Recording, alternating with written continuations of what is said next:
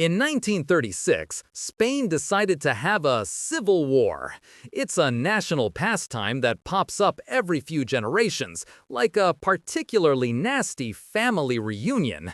On one side, you had the Republic, a chaotic coalition of liberals, socialists, communists, and anarchists who mostly agreed that the other guys were worse.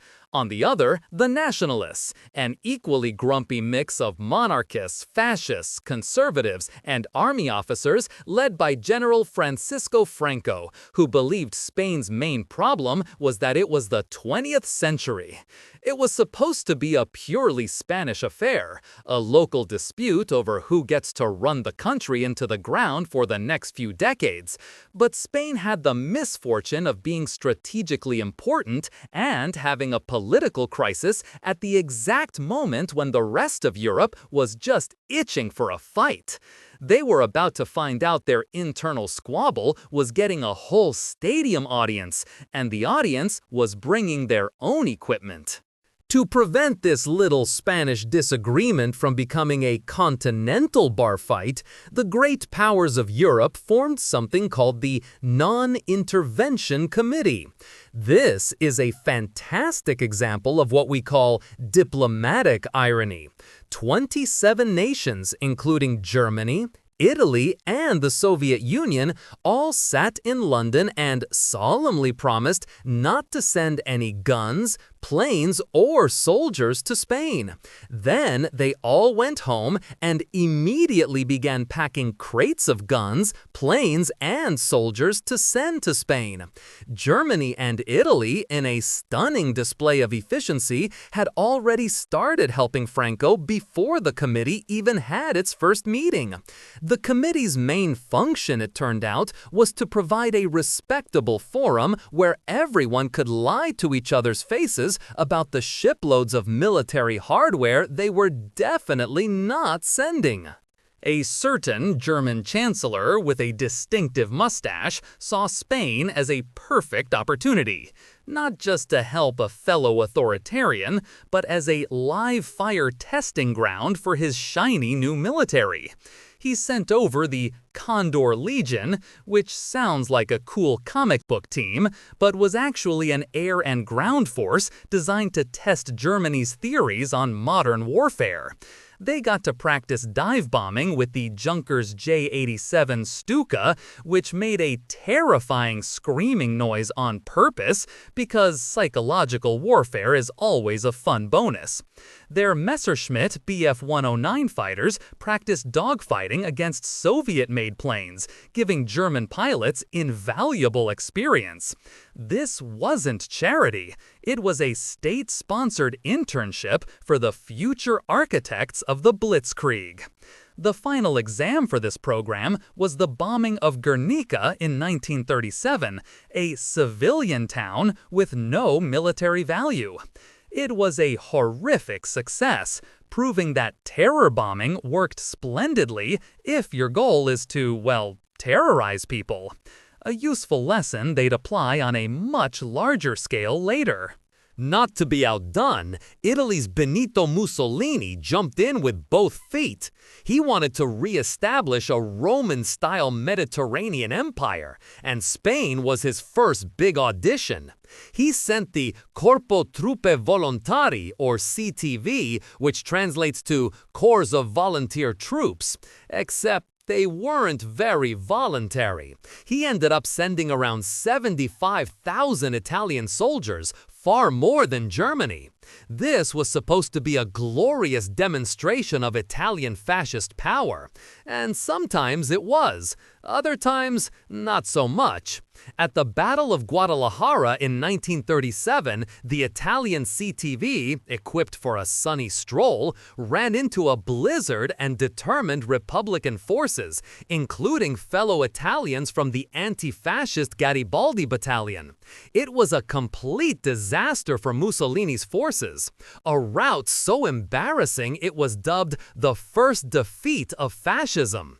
Mussolini got his Mediterranean influence, but he also learned that proclaiming your military superiority and actually having it are two very different things. Meanwhile, the Soviet Union positioned itself as the sole defender of the legitimate Spanish Republic against the tide of fascism. A noble cause, to be sure. Joseph Stalin sent advisors, tanks like the surprisingly effective T-26, and fighter planes like the Polikarpov I-16, nicknamed the Rata, or Rat, by the nationalists. This aid was crucial for the Republic. It was also incredibly expensive. While Germany and Italy were extending credit to Franco, Stalin wanted cash up front, or, even better, gold. In a fantastically shady operation, the Spanish Republic shipped the majority of its national gold reserve, over 500 tons of gold, the fourth largest reserve in the world, to Moscow for safekeeping. It was never seen again. The Soviets billed the Republic for every bullet and every bolt, meticulously draining the account until it was empty. It's the kind of help you get from a loan shark who also claims to be your best friend. Then there were the volunteers. Around 35,000 idealists, adventurers, and committed anti-fascists from over 50 countries flocked to Spain to fight for the Republic in the international brigades. You had writers like George Orwell and Ernest Hemingway documenting the cause, turning the war into a romantic crusade for democracy. These volunteers were brave, passionate, and mostly had no idea how to operate a machine gun. They were thrown into the front lines with minimal training, suffering horrific casualty rates. To make matters worse, the brigades were largely organized by the Comintern, the Soviet Union's international communist organization. This meant that while fighting fascists at the front, they also had to deal with Soviet secret police agents in the rear, who were busy purging anyone not towing the Stalinist line, particularly anarchists and independent socialists. So you could get shot by a nationalist, or you could get disappeared by your own side for having the wrong political opinion. Fun times. While governments were making grand speeches about neutrality, corporations were busy making money. The United States had a strict Neutrality Act. In theory. In practice, American businesses were happy to help Franco. The CEO of Texaco, a man named Torkild Rieber, who was a big admirer of German efficiency, agreed to supply Franco's forces with all the oil they needed on credit. He violated U.S. law to do it, even diverting tankers already on their way to the Republic to nationalist ports instead.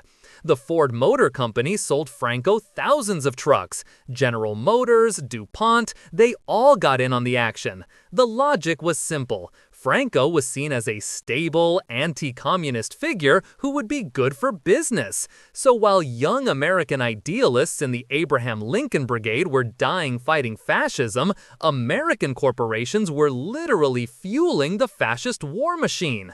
Because the only thing more important than ideology is the quarterly earnings report. Ultimately, Spain became a laboratory, a horrific, bloody laboratory for the technology and tactics of the next World War. The Germans perfected the concept of combined arms, coordinating air power, tanks, and infantry. They called it Blitzkrieg, and it worked scarily well. The Italians experimented with rapid armored advances, even if their tanks were basically tin cans with engines. The Soviets tested their theories of massed tank assaults. Everyone was watching everyone else. Military attachés from Britain, France, and the US were taking copious notes, trying to figure out what modern war looked like. They learned about the effectiveness of air power, the vulnerability of cities, and the importance of logistics. The Spanish people paid the price for these lessons in blood. Their country was the chalkboard on which the great powers scribbled the blueprints for World War II.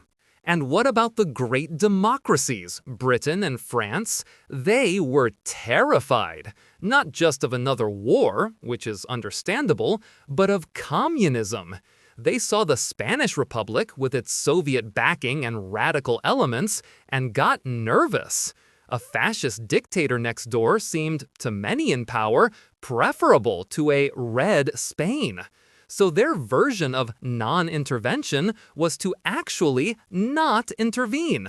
They enforced a strict embargo that mostly just hurt the internationally recognized government they were supposed to be supporting. This policy of appeasement sent a very clear signal to the aggressive regimes in Europe. You can get away with it. We won't stop you. Every time they looked the other way in Spain, they were just encouraging the next, bigger act of aggression. It was less a policy and more a desperate hope that if they fed the crocodile, it would eat them last. A notoriously ineffective strategy when dealing with crocodiles. By 1939, it was over. Franco and the nationalists won. Germany and Italy had a new ally and a battle-hardened army. The Soviet Union had Spain's gold and a lot of data on their enemies. The Western democracies had proven their own irrelevance. And Spain had nearly 1 million dead and a dictatorship that would last for almost 40 years. The Spanish Civil War wasn't a separate, isolated event. It was the opening act. It was the pilot episode of a much bigger series that the world was about to be forced to watch. All the themes were there: ideological conflict, the brutal effectiveness of modern military technology, the cynical geopolitics, and the complete failure of international institutions to stop any of it. It's a classic story of how a local problem, when mixed with international ambition, fear, and greed, can become a beta test for global destruction. Humans have always been great at this. If you enjoyed this video, please like, comment, and subscribe to our channel for more historical insights. Thanks for watching, nerds!